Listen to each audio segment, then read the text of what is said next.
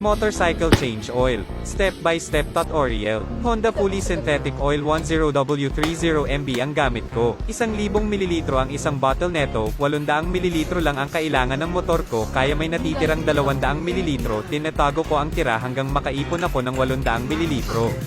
At etong tira-tira ko ang gagamitin ko ngayon. Good morning jumper. 12 mm socket wrench ang gagamitin ko pang bukas ng tornilyo sa ilalim. Yang tornilyo na yan ang tatanggalin ko. Gagamit ako ng parten para hindi kumalat ang matatapon na langis. Gagamit din ako pangsalo ng lumang langis. Gamit ang 12 mm socket wrench, tatanggalin ko na ang tornilyo sa ilalim.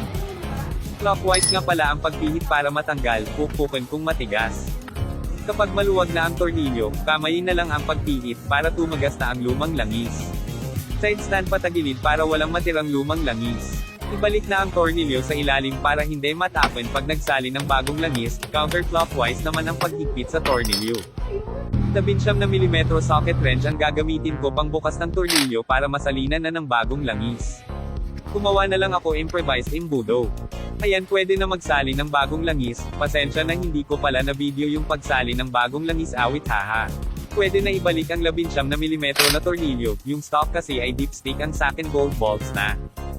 Start ang motor ng at least 5 minutes para umikot ang langis.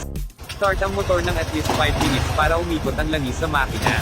Para maalis ang change oil indicator sa panel, press and hold right button bago buksan ang susiyan. Para maset kung kailan ka ulit mag-change oil, long press right and left button at the same time. Pag blink ang orasan, press left button para mapunta sa change oil. Press right button para mapunta sa option kung ilang km bago ka mag-change oil ulit. Press left button naman to select kung ilang km ang gusto mo set. Sa akin dahil fully synthetic naman ang gamit ko, set ko eto ng 2,000 kilometro.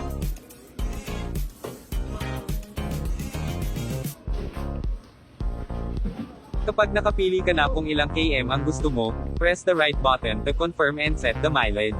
Tip ko nga pala sa inyo, umaga kayo mag-change oil para nasa baba na lahat ng langis. This is it for the change oil tutorial. Kung nagustuhan nyo ang content ko, pa-like and share ng page ko. See you on my next motorcycle video tutorial.